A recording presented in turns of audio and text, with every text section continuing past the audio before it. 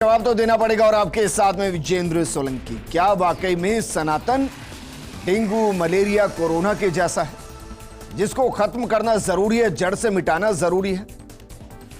यह बयान दिया गया है और यह बयान दिया गया है तमिलनाडु के अंदर स्टालिन के बेटे और राज्य के अंदर मंत्री युवा मामलात के मंत्री उदयनिधि ने। उसके बाद कांग्रेस कहती है कि भाई उनकी व्यक्तिगत विचारधारा, हमारा इससे कोई लेना देना नहीं। कई और पार्टियां कह रही हैं कि इसका मतलब गलत निकाला गया। और हम जिस कई और पार्टियों का जिक्र करें, दरअसल ये वो पार्टियां हैं जो INDIA के गठबंधन के अंदर है। सवाल बीजेपी कांग्रेस से भी पूछ रही है कि भाई आप जनेऊ पहनते हैं, मंदिर जाते हैं, दर्शन करते हैं, खुद को हिंदू बताते हैं, तो क्या जो सनातन को डेंगू मलेरिया कोरोना बता रहे हैं और जिसके खात्मे की बात कर रहे हैं, आप उनके समर्थन में हो या नहीं? आज बात इसी मुद्दे पर, क्या वाकई में सियासत बिना धर्म के हो सकती है या फिर धर्म के अंदर अपने आप में सियासत रच बस गई है? सवाल यह भी है कि अलग अलग जगह क्या वाकई में अपने राजनीतिक फायदे उठाने के लिए, भुनाने के लिए धर्म पर वार किया जाता है? और इस बयान के क्या असर INDIA के अंदर होंगे और उस इंडिया के अंदर होंगे जिसको हिंदुस्तान कहते हैं? क्योंकि हिंदुस्तान में एक बड़ा तबका है जो कहता है सनातन सर्वोपरि। आज बात इसी में। கொரோனா இதையெல்லாம் நம்ம எதிர்க்க கூடாது, ஒழித்து கட்ட வேண்டும். அப்படிதான் இந்த சனாதனம் सनातन धर्म को समाप्त करने की बात की है। सनातन धर्म के बारे में आपकी सोच क्या है? सनातन न मिटा है, सनातन न मिटेगा। सनातन था, सनातन है और सनातन रहेगा।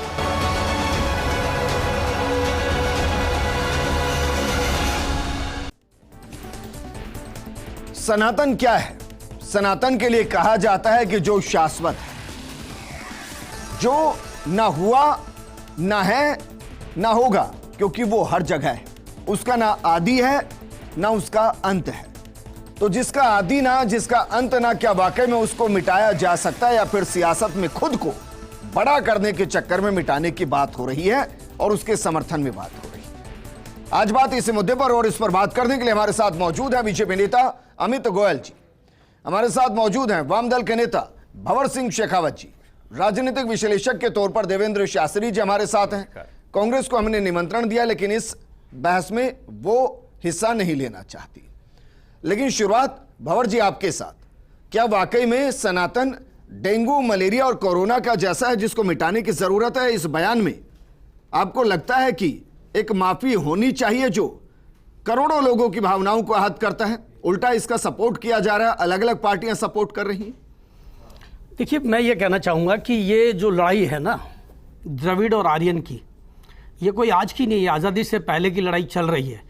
उनके पेरियार स्वामी जो है ना, वो उनके गुरु हैं, उन्होंने सनातन को कभी महत्व दिया नहीं है। कोई आज से नहीं है, उनके श्लोक्स लिखे हुए हैं, उन्होंने हर जगह पर अपने उपदेश लिखे हैं।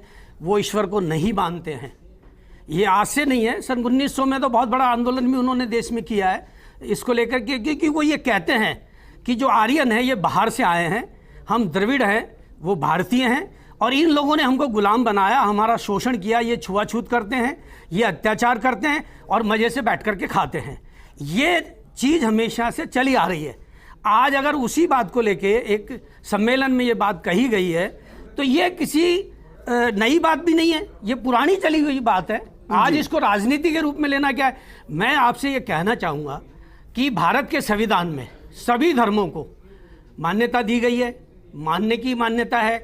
तो ये देश संविधान से चलेगा या किसी व्यक्ति से चलेगा या सनातन से चलेगा? भंवर जी, लेकिन समस्या ये है कि भाई संविधान में क्या लिखा है? भारतीय संविधान में सबको अधिकार है। क्या लिखा है सर? अब हमको जो है, व्यक्ति को जो है अपने धर्म के पालन करने की स्वतंत्रता है। बिल्कुल ठीक बात है। कोई दूसरा उसमें आगे भी बता देता हूं सर, आगे भी बताता हूं। ये भी लिखा है कि उसका प्रचार प्रसार करने की भी स्वतंत्रता है, तो वो अपने धर्म का प्रचार कर रहे हैं। लेकिन क्या संविधान में कहीं लिखा है कि आप अपने धर्म का प्रचार प्रसार करते हुए दूसरे के धर्म को नीचा दिखा दें, दूसरे के धर्म को बीमारी बता दें, दूसरे के धर्म के खात्मे की बात कर दें, ये संविधान में कहीं लिखा है? लेकिन मैं ये कहना चाहता हूं आपसे कि ये क्या बहस के मुद्दे होने चाहिए आज देश में 75 साल के बाद में? क्यों नहीं होने चाहिए सर? मुझे बताइए ना कि आज भूखमरी पे क्यों नहीं चर्चा होती, आज बेकारी पे क्यों नहीं चर्चा होती देश के अंदर?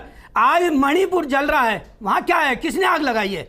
भंवर सिंह जी, हर मुद्दे की अपनी एक गरिमा होती है और हर मुद्दे का अपना एक वक्त होता है। आदिवासी है, उनको लड़ा रहे हैं ना, कौन लड़ा रहा है? सिर्फ ये कह देना कि भाई इस पर चर्चा की जगह दूसरे मुद्दों पर चर्चा कीजिए। अरे सोलंकी जी, आग लगा कौन रहा है? देश के अंदर, ये चाहते हैं पूरे देश के अंदर कई बार दर्जनों बार चर्चाएं हुई है, मैंने भी की है। भारतीय जनता पार्टी मैंने भी चर्चाएं की धर्म के नाम पे क्या इस मुद्दे पर चर्चा ना करें?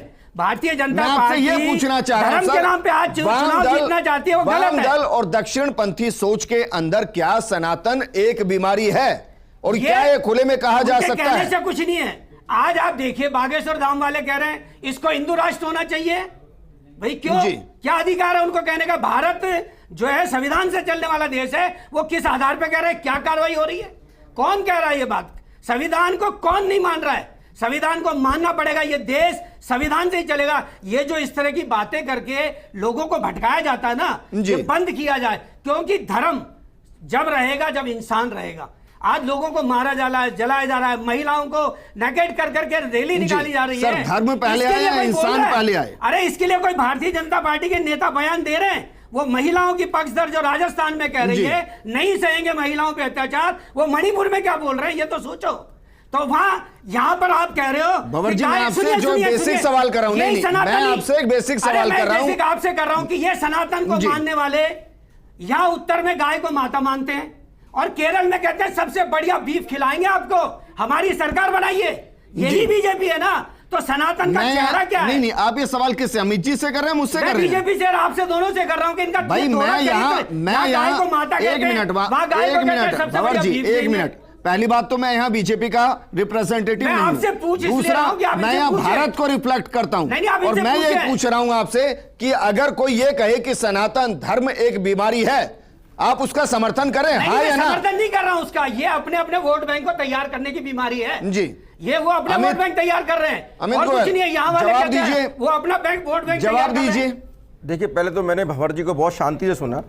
आपने भंवर जी से पूछा कि भंवर जी आपके पिताजी का क्या नाम है, और भंवर जी ने कहा कि मेरे पड़ोसी के पिताजी का नाम अब्दुल है। फिर आपने दोबारा भंवर जी से पूछा कि आपके फूफा जी का नाम क्या है, तो उन्होंने बताया कि मेरे पड़ोसी है, उसके पिताजी का नाम रहमान है।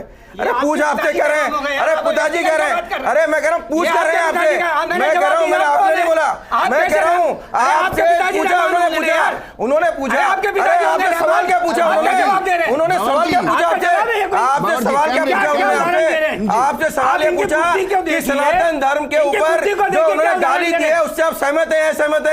आपने उसका जवाब नहीं दिया, आप इधर उधर की बात कर रहे हो। अरे आपके लिए पूछ रहे हैं कि आप उसका समर्थन हो या नहीं हो? आप हिंदू धर्म को गाली दे रहे हो, हिंदू धर्म के गाली देने वालों का समर्थन कर रहे हो। मैं जवाब दे रहा हूँ कि आप अपने बारे में बताओ। अब मेरी बात सुनिए, आप देखिए, देश सनातन धर्म का देश है। मेरी बात सुनिए, आप संविधान को मानते हैं क्या? सबसे सनातन से चलेगा क्या? संविधान तो 1950 में आया, ये देश तो हजारों साल आप तो मानते नहीं हो ना? मानते हम तो संविधान तिरंगे को नहीं मानते। का मतलब ये होता है क्या? झंडा नहीं लगाया। संविधान का मतलब ये होता है, झंडा भी नहीं लगाया। मतलब सनातन को गाली दोगे? आप तो तिरंगे को भी नहीं मानते, गाली दोगे? आप आजाद भारत को नहीं मानते भाई। संविधान, मेरी बात आपकी तो स्थिति है ना, आपकी सच्चाई सामने आनी चाहिए जनता की। आवाज को डाउन करिए। एक मिनट भंवर जी, पहले तो मैं क्लियर कर दूं भाई, संविधान में कहीं दूर दूर तक नहीं लिखा कि आप किसी के धर्म का अपमान कीजिए। नहीं, कौन कर रहा है? नहीं करना चाहिए, आवाज बंद कीजिए, नहीं करना चाहिए। एक मिनट सर, मैं ये कह रहा हूं कि जो ये कह रहे हैं कि भाई सनातन धर्म बीमारी है, वो खुद भी संविधान को नहीं मान रहे हैं। आप प्रचार प्रसार कीजिए ना, आपको करना है। ये भारतीय जनता पार्टी भी यही कर रहा है। मेरी समस्या ये भारतीय जनता पार्टी यही तो आग लगा रही है देश में। इसकी बात करो, हमने कहा था कि स्टालिन को जाकर जब मूर्त अपनी स्टेटमेंट देने के आप रोजाना क्या कह रहे हो? मेरी बात सुनिए, आप क्या कह रहे हो? इस विषय पर बात करो। आप क्या कहते हो? आप ये बताओ, आप सहमत हो या असहमत हो? आपको बोलना चाहिए था। भाई आप एक बार इनको चुप कराइए, अपनी बात। दोनों की लड़ाई शुरू से चली आ रही है। दोनों रुकिए, आर्यन और द्रविड़ की लड़ाई शुरू से। अमित गोयल जी, मैं बहुत क्लियर कर रहा हूं, भंवर भाई बहुत क्लियर कर चुके हैं कि वो इस स्टेटमेंट के साथ नहीं है और ये स्टेटमेंट गलत है। अब अपनी बात कहिए अमित जी। मैं कह रहा हूं, सनातन धर्म, सनातन का मतलब पुराना, पूरे जब से इस सृष्टि की रचना हुई है, जब से मनुष्य समझने लगा है, जब से आज हम लोग डिबेट कर रहे हैं, ये सार्वभौमिक सत्य है कि सनातन सबसे पुराना धर्म है। सनातन का मतलब ही पुराना होता है। पहली पुराना बात नहीं है। अरे एक मिनट, आप मेरी बात में अपनी बात में शाब्दिक अर्थ तो ठीक बोलिए, पुराना समथिंग है, शाश्वत मानिए, हमेशा हमेशा पूरे करने दीजिए ना। अरे सर, थोड़ा सा सनातन का मतलब है जो तब से है, जब से कुछ नहीं है, सबसे तब वगैरह हमेशा हमेशा रहेगा, आदि है ना, आगे भी रहेगा। मैं वही कह रहा हूँ आपको हाँ। कि सनातन था, सनातन है और सनातन ही रहेगा। मैं कह रहा हूँ, मैं कहना चाहता हूँ कि आज एक मिनट अमित जी, एक मिनट ना एक मिनट, क्या कह रहे हैं आप? सनातन ही रहेगा। मैं फिर भी कह रहा हूँ, मैं कह रहा हूँ सनातन ही नहीं, रहेगा। इसका मतलब बताइए, सनातन ही रहेगा का मतलब सनातन क्या? ही रहेगा, कारण क्या है इसका? सनातन ही है जो वसुधैव कुटुंबकम की बात करता है, जो विश्व बंधुत्व की बात करता है, जो आपसी भाईचारे की बात करता है, जो प्रेम की बात करता है। सनातन ही है जिसने जो भी जहां से है उसको स्वीकार किया है। सनातन में अस्वीकार्यता नहीं है, लेकिन सनातन में गाली देना भी स्वीकार नहीं है। मणिपुर में प्रधानमंत्री कहां सो गए थे सनातन मानने वाले? आस्थाओं को कुचलना भी स्वीकार नहीं है। नहीं, मणिपुर में कहां सो गए ये तो बता दो। कांग्रेस पार्टी जिसका अलायंस है, उस कांग्रेस पार्टी के अलायंस के एक मुख्यमंत्री ने के बेटे ने, जो खुद मंत्री है, जिस तरह का स्टेटमेंट दिया है, क्यों क्या कांग्रेस पार्टी को इसकी बरतरफ नहीं करनी चाहिए? कांग्रेस पार्टी तो खुद राम जी के अस्तित्व सवाल उठाने वाली पार्टी है। राम सेतु को तोड़ने का उन्होंने आदेश दिया। और हिंदू आतंकवाद की थ्योरी किसने दी? हिंदू आतंकवाद का शब्द किसने दिया? यह कांग्रेस पार्टी के गृह मंत्री सुशील चंद्र ने दिया। ऐसे ऐसे काम इन लोगों ने किए हैं और आज उसके अलायंस की एक पार्टी के नेता ऐसी बात कर रहे हैं, सनातन को खत्म कर देना चाहिए, नष्ट कर देना चाहिए। क्या बचेगा? क्या सनातन को नष्ट कर पाया है आज तक? क्या आगे कोई कर पाएगा? मैं यही कहना चाहता हूं कि इस तरह के मूर्खता पूर्ण स्टेटमेंट जो दिए जा रहे हैं, वो अपने वोटों के तुष्टिकरण के लिए और वोटों को पकाने के लिए दिए जा रहे हैं। राजनीति में हम तो कहते हैं सबका साथ, सबका विकास, सबका विश्वास करना ही चाहिए। और भारत की पहचान क्या है? अपने धर्म पे गर्व करो। मेरी बात सुनिए भाई, अपने धर्म पे गर्व करो, दूसरे के धर्म का सम्मान। अमित गोयल जी, जब ये बयान आता है कि अली नहीं बजरंग बली चलेगा, तब मतलब क्या होता है?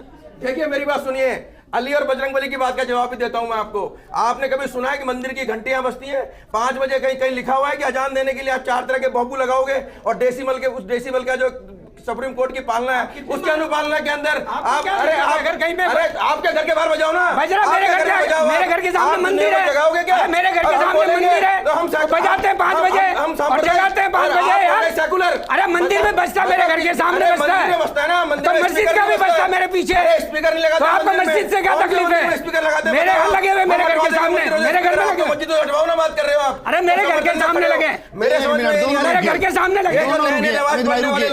देवेंद्र शास्त्री जी, इसका मुझे एक मिनट, दोनों रुकिए ना प्लीज, एक मिनट भंवर जी, एक मिनट। मंदिर में शांतिनगर मंदिर में चलोगे क्या? एक मिनट अमित भाई, एक मिनट देवेंद्र जी, भंवर जी एक मिनट प्लीज। देवेंद्र जी, इसका मुझे राजनीतिक मतलब समझाइए, क्योंकि कोई भी बयान बिना राजनीति के राजनेता देता नहीं है। और इसका असर मुझे कांग्रेस पर भी समझाइए, क्योंकि कांग्रेस से कोई प्रतिनिधि इस डिबेट का हिस्सा नहीं बना। इसलिए मैं आपसे भी समझना चाह रहा हूं कि भाई, एक तरफ जब राहुल गांधी हिंदुत्व की बात करते हैं, खुद को हिंदू बताते हैं, मंदिर जाते हैं, गंगा आरती करते हैं, मोहब्बत की दुकान की बात करते हैं, तो इन बयानों को लेकर अगर कांग्रेस सिर्फ तटस्थ होकर खड़ी हो जाए और कह दे उनकी विचारधारा है, तो क्या इसका खामियाजा कांग्रेस को भुगतना नहीं पड़ेगा? देखो विजेंद्र भाई, आपने अच्छा किया इस सब्जेक्ट पे डिस्कशन ऑर्गेनाइज किया। देखिए, धर्म को राजनीति में लेकर आना ये एक दुर्भाग्यपूर्ण बात है। तो उस नज़रिए से देखा जाए तो उदय निधि ने जो बयान दिया वो गलत है, और उसके बाद उसका राजनीतिकरण करना उससे भी ज़्यादा गलत है। आज के दिन जो साइंटिफिक टेम्परामेंट और जो कंपटीशन इंटरनेशनल और नेशनल लेवल पे चल रहा है, उसमें देश को इस धार्मिक भावनाओं को भड़का करके लोगों को सुपरस्टिशन में डालना ये दुर्भाग्यपूर्ण है, और इसका राजनीतिकरण रोका जाना चाहिए और इस पे गहनता से चर्चा होनी चाहिए। देखिए, ज़्यादातर जो हमारे देश की पॉपुलेशन है वो भावुक है, धार्मिक है, उसको किसी भी तरीके से आप धार्मिक तरीके से मोड़ सकते हैं, तो उसकी भावना को समझना चाहिए। लेकिन वो डेवलपमेंट मांगती है जी, उसको डेवलपमेंट इन सारे कहानियों से नहीं मिलने वाला। आप आज इस्लाम ने क्या किया? इस्लाम ने कौन सी अपने अनुयायियों को बहबूदी दी? आप अफगानिस्तान का उदाहरण देखिए, आप पाकिस्तान को देखिए, सारे जो धर्म के आधार पे जो राजनीति करते आए वो सारे बर्बाद हैं। और मैं समझता हूं कि ये दुर्भाग्यपूर्ण है कि हिंदुस्तान को भी धर्म की तरफ ले जाया जा रहा है, इसकी राजनीति को। इसलिए टिप्पणी अब नहीं करूंगा क्योंकि इसमें जो किसी के कांग्रेस लिए की बर्बादी और आबादी इसमें उसके व्यक्तिगत हित में छिपी होती है। इसमें जो कांग्रेस वाला जो पार्ट आप डिस्कस करना चाह रहे हैं, मैं ये समझता हूं कि कांग्रेस को और इंडिया जो अलायंस है उसको अपने इस नाजुक मोड़ पे अपने सारे अलायंस के पार्टनर्स को बताना पड़ेगा कि भाई आपका जो वोटर है उसको बहकाया न जा सके, इसलिए आप सधी हुई बातचीत करिए, क्योंकि भारतीय जनता पार्टी को तो और मौजूदा सरकार को तो इसी तरह के इश्यू चाहिए। एक मिनट, तमिलनाडु में जब आप काम के जाएंगे आधार पर ये लोग देवेंद्र शास्त्री जी में दिक्कत आ रही है। तमिलनाडु जब जाएंगे तो डीएमके ये तो नहीं चाहेगी कि कांग्रेस अपना वोट बैंक मजबूत कर ले वहां, मेरी बात समझिए। जब बिहार में जाएंगे कि भाई वोट बैंक मजबूत कर लें, जब पश्चिम बंगाल में जाएंगे तो ममता बनर्जी नहीं चाहेगी कि कांग्रेस अपना वोट बैंक मजबूत कर ले। तो वो तो जो बयान देंगे वो अलायंस के कंधों पर उस बंदूक को लेकर चलाएंगे जिससे उनकी विचारधारा उनके इलाके में मजबूत हो। विजेंद्र, उदय निधि का जो बयान है वो वहां की राजनीति के हिसाब से दिखाई देता है, समझ में आता है, क्योंकि वो दलितों की राजनीति करते रहे हैं, उनकी पार्टी दलित मूवमेंट का हिस्सा रही है और वो उसको एड्रेस कर रहे हैं। और आज के दिन जो जिस तरह की मुहिम दलितों के अंदर चल रही है उसको वो ठीक से एड्रेस कर रहे हैं। कांग्रेस का क्या इस पूरे मैं मुद्दे पर समझता हूं तटस्थ होना उसके लिए नुकसानदायक है? डेफिनेटली उसमें कांग्रेस को अनकंफर्टेबल फील होगा और इसलिए मैं समझता हूं कि जो कांग्रेस जो है इसमें बहुत ज्यादा खुल करके बात नहीं कर रही है और अलायंस पार्टनर की जिम्मेदारी वो छोड़ रही है। ठीक है, तो भंवर जी डेफिनेटली क्या इस बयान को मैं उस नजर से भी देख लूं जहां हो सकता है कि इशारा इस तरीके से कर दिया गया हो कि भाई हम अपने इलाके में फायदा उठा लेंगे, आप इसको पूरे देश भर के अंदर घुमाइए और कांग्रेस के साथ गठबंधन करते हुए कांग्रेस को खत्म करने की तरफ बढ़ जाए? अब देखिए, है तो इसका राजनीतिकरण। ये लड़ाई जो है आर्यन और द्रविड़ की जो चलती आ रही है बरसों से है और वो अपने वोट बैंक को पक्का करेंगे और बीजेपी किसी भी कीमत पे तमिलनाडु में घुस नहीं सकती है, उसको कोई बेनिफिट वहाँ नहीं मिलने वाला है। उनको बेनिफिट मिलेगा जिन्होंने बयान दिया है। क्यों? क्योंकि वहाँ के हालात ऐसे हैं। लेकिन मैं ये कहना चाहूँगा कि सनातन धर्म वालों को भी कुछ सीखना होगा। आज भी राजस्थान में दलितों को घोड़ी पर नहीं चढ़ने दिया जाता है, आज भी एक दरी पर बैठने नहीं दिया जाता है। स्कूल में स्वर्ण कास्ट के मास्टर का मटका अलग होता है, दलित बच्चे का मटका अलग होता है। ये बंद नहीं करेंगे जब तक सनातनी, तब तक ये स्थिति बनी रहेगी। और उसमें एक कास्ट को सर्वोच्च दिखाना कि ये ब्राह्मण सर्वोच्च है, ये नहीं चल सकती लंबे समय तक। देश आजाद हो गया, 75 साल हो गए, वो सर्वोच्च थे तब थे। अब ये देश आजाद है जहाँ सब बराबर है, वहाँ सब बराबर हो चुके हैं। मुझे बताइए, आजादी के बाद सब बराबर है। मुझे बताइए सनातन में कहाँ लिखा है ये सब जो आप बता रहे हैं? ये कर रहे हैं ना, प्रैक्टिकल में हो रहा है ना अभी। सनातन है क्या? अभी आप जोधपुर के इलाके में जाइए, किसी एक जगह की कुरीतियां हैं सर, उसको आप सनातन कहेंगे? कौन करेगा? कौन करेगा? यही तो वो बोल रहे हैं कि ये ऊंच नीच का भेदभाव खत्म होना चाहिए। वो यही तो बोले कि ये जो शोषण है, ये जो शोषण है उच्च वर्ग के द्वारा, वो बंद होना चाहिए। अगर किसी का सनातन को लेकर अल्प ज्ञान है तो क्या उस अल्प ज्ञान के माध्यम से आप सभी को कोट करेंगे? नहीं, वो उसकी गलती है। मैं मानता हूं कि वो बयान नहीं देना चाहिए, उनको अपने हिसाब से बात करनी चाहिए, क्योंकि आप किसी की भावनाओं को, धर्म को नीचा नहीं दिखा सकते। मैं उदाहरण देता हूं, राजनीति से जोड़ रहा हूं। उन्होंने अपने वोट बैंक को अपने इलाके में मैं एक बात बताता हूं। आप कम्युनिस्ट को कहते हो साहब ये धर्म को नहीं मानते, लेकिन जब रशिया में रिवोल्यूशनरी हुई, आज वहां मस्जिद भी है, वहां गुरुद्वारे भी थे, वहां पे मंदिर भी थे और वहां पे मस्जिदें भी है। वो रही, किसी को समाप्त नहीं किया गया है। क्यों? धर्म जो है ना वो व्यक्ति से जुड़ा हुआ विषय है। कार्ल मार्क्स ने भी कहा है कि आप धर्म से किसी को अलग कर नहीं सकते हो, वो रहेगा उनके साथ। ठीक है, धर्म एक अफीम का काम करता है साथ में, लेकिन आप किसी को अलग भी नहीं कर सकते। उसके एक सुपर पावर जो स्ट्रक्चर बना। फिर आप भाई अफीम क्यों, अमृत क्यों नहीं? वो इसलिए ना कि धर्म के नाम पे आप देखिए लोग मर रहे हैं आज। अरे सर, धर्म के नाम पर दर्शन भी तो हो रहा है, अच्छी लोग आगे भी तो चल रहे हैं। एक बात सुनिए, तो क्यों है? मैं एक बात बताऊं, चारों धर्म को अगर आप पढ़ेंगे ना उसमें कोई बुराई नहीं है, लेकिन उसका इस्तेमाल जो हो रहा है ना वो गलत तरीके से हो रहा है। वहां कोई किसी को मारने की शिक्षा नहीं देते, हर धर्म अपने लोगों को अच्छा करने की अच्छी शिक्षा देता है कि जीवन अच्छा हो। मैं इससे बिल्कुल इत्तेफाक नहीं रखता देवेंद्र जी, मैं इसलिए नहीं रखता कि अगर वाकई में धर्म के ऊपर इतना लोगों का प्रभाव इस तरीके से हो चुका होता जैसा भंवर जी कह रहे हैं, तो हम लोग होते नहीं यहां पर और बहस तो बिल्कुल नहीं कर रहे होते। चंद लोगों की सोच को एक तो आप सबके साथ जोड़ नहीं सकते और दूसरा उसको धर्म के साथ नहीं जोड़ सकते। जो उदाहरण दिए जा रहे हैं वो सनातन के उदाहरण नहीं है।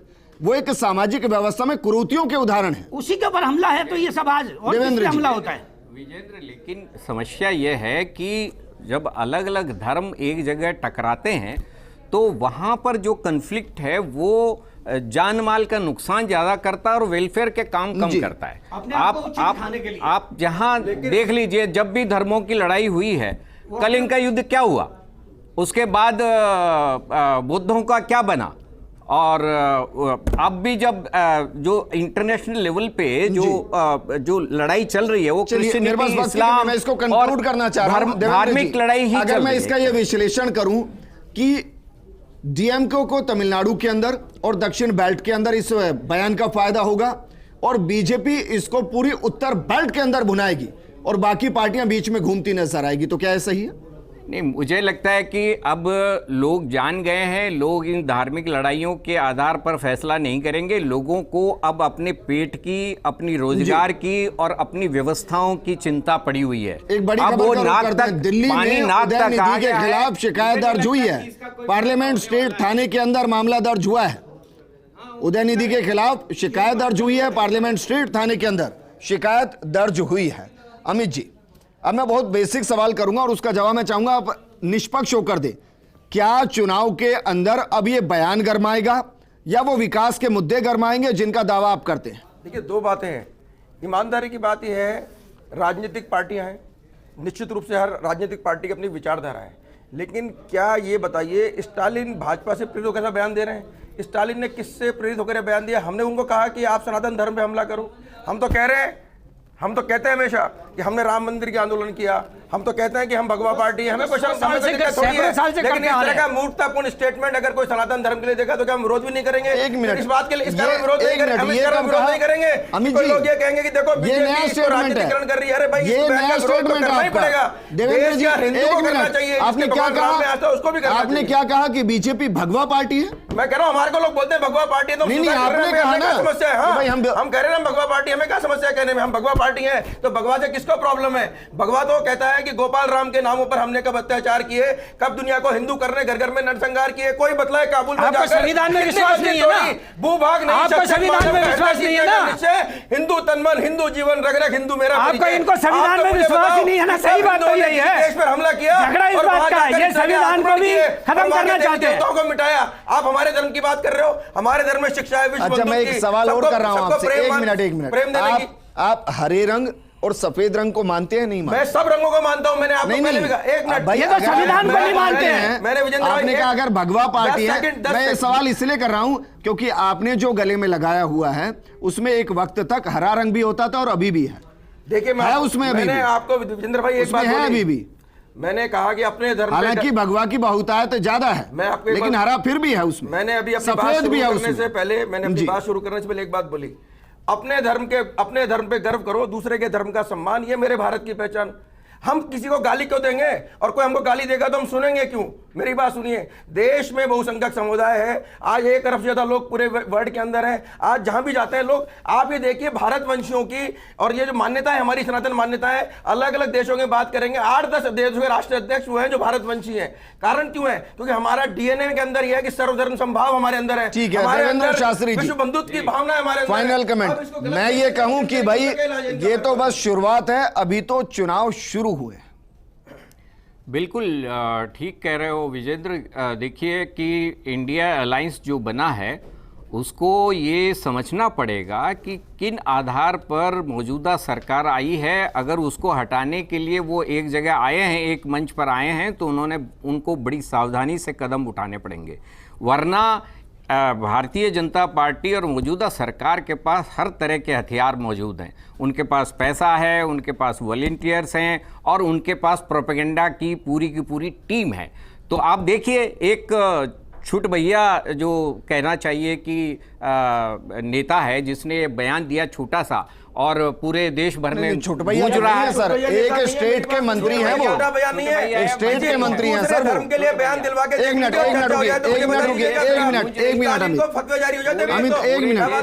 मिनट अमित, देवेंद्र जी, अब जरा सोचिए, मैं आपसे एक सवाल करूं कि भाई कोई भी XYZ पार्टी है या आम आदमी पार्टी है, कोई भी है, उसका पंजाब का या दिल्ली का कोई मंत्री बयान दे दे तो भी आप कहेंगे कि भाई छुट भैया नेता है? बयान दे दिया, क्यों नहीं, चर्चा कर रहे मेरे हैं? कहने का मतलब यह है कि जब देश के सामने इतनी बड़ी समस्याएं हैं तो अरे सर, समस्याएं तो हमेशा से हैं। इश्यूज को तो क्या लेकर नई के हम समस्या को जन्म नहीं दिया गया? लोगों को शुक्रिया हमारे साथ जुड़ने के लिए देवेंद्र जी, नहीं, अमित जी और भंवर जी, शुक्रिया हमारे साथ जुड़ने के लिए। यकीनन संविधान हमें इजाजत देता है कि हम किसी भी धर्म में विश्वास कर सकते हैं और उस धर्म के प्रचार प्रसार की स्वतंत्रता है, लेकिन किसी धर्म को नीचा दिखाना, उस पर इस तरीके के बयान देना न इस संविधान के हिसाब से सही है और न देश के हिसाब से सही। उम्मीद ये की जानी चाहिए थी कि वो माफी मांगे, लेकिन ऐसा संभव नहीं, क्योंकि वो जिस आइडियोलॉजी से चलते हैं उसमें माफी नहीं होगी। तो फिर होगा क्या? ये देश को तय करना है, संविधान को तय करना है, कानून को तय करना है। नमस्कार। கொரோனா இதையெல்லாம் நம்ம எதிர்க்கக்கூடாது, ஒழித்து கட்ட வேண்டும். அப்படிதான் இந்த சனாதனம். सनातन धर्म को समाप्त करने की बात की है। सनातन धर्म के बारे में आपकी सोच क्या है? सनातन न मिटा है, सनातन न मिटेगा। सनातन था, सनातन है और सनातन रहेगा।